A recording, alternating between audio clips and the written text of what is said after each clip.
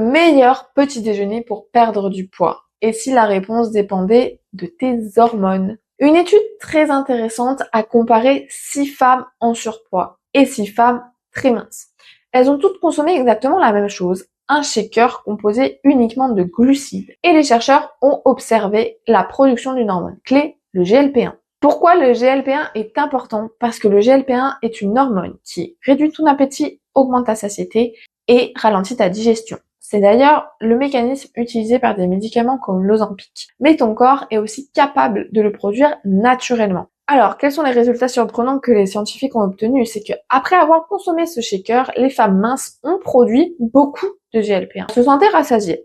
Mais chez les femmes en surpoids, l'histoire est différente. Il y avait très peu de production de GLP-1 et quasiment pas de sensation de satiété. Résultat, même repas, réponse complètement différente. On pourrait donc penser, alors un petit déjeuner riche en glucides est une bonne idée. Eh bien, pas vraiment. Parce qu'il y a une autre hormone encore plus importante dans l'histoire, c'est l'insuline. Les glucides provoquent des pics d'insuline beaucoup plus élevés chez les personnes en surpoids et l'insuline favorise le stockage, bloque la combustion des graisses et c'est littéralement une hormone de prise de poids. Alors, quelle est la stratégie qui change tout si tu souhaites perdre du poids?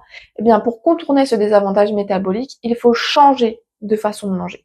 Il faut que tu réduises tes glucides et augmenter tes graisses. Pourquoi? Parce que les graisses stimulent d'autres hormones de la satiété sans provoquer de pic d'insuline.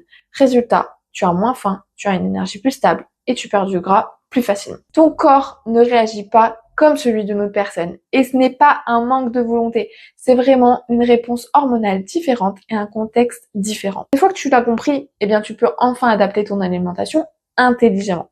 Donc si tu veux apprendre à adapter ton alimentation à ton métabolisme, eh bien télécharge mon guide gratuit sur le régime cétogène, le lien est dans la description.